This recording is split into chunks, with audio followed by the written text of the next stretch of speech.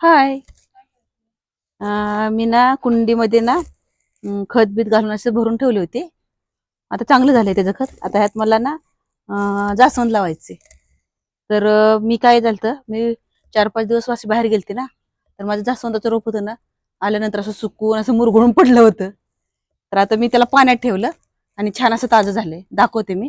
मग म्हटलं चला त्यात भरून घेतलेले होते ना म्हणजे कुंडी, त्यात जरा माती हलकी हलकी करते आणि त्यात मी ती झाड लावून घेते. म्हणजे माती पण भुसभुशीत होती नाही काय. हे पहा माझं जास्वंदाचं झाड आता छान असं ताजं ताजं झालंय. आता मी त्याला लावते आणि असं थैलीतून काढून घ्यायचं.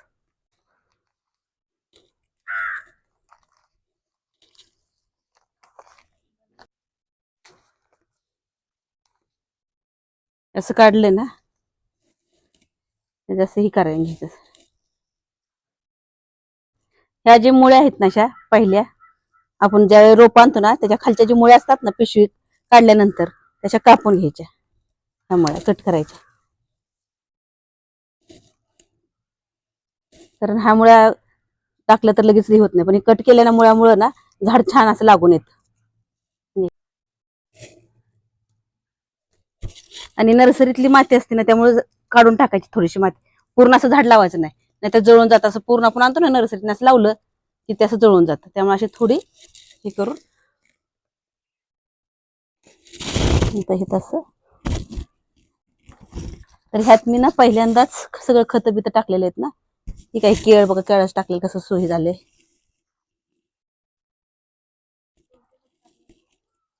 मी नेहमी वापरते शेणखत, गांडूळ खत, लिंबोळी खत.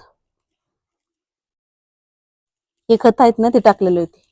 ते मार्केटमधून मी परलाईट म्हणून एक पॅकेट मिळतं, मागितलं ना आपण दुकानात खताच्या, किती देतात ते टाकायचे. त्यामुळे अनेक माती भुसभुशीत होते. आता कुंडी आपली भरून झाले पूर्ण.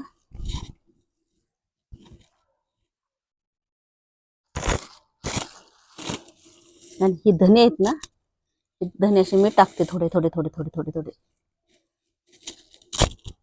जेवढे उगवतील उगवतील. थोडी थोडी कोथिंबीर येते मग प्रत्येक झाड.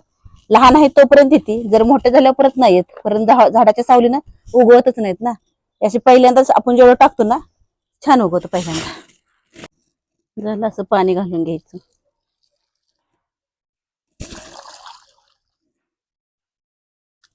हे बघा घातलं पाणी. बाय, भेटू आपण पुढच्या व्हिडिओ मध्ये. Bye bye.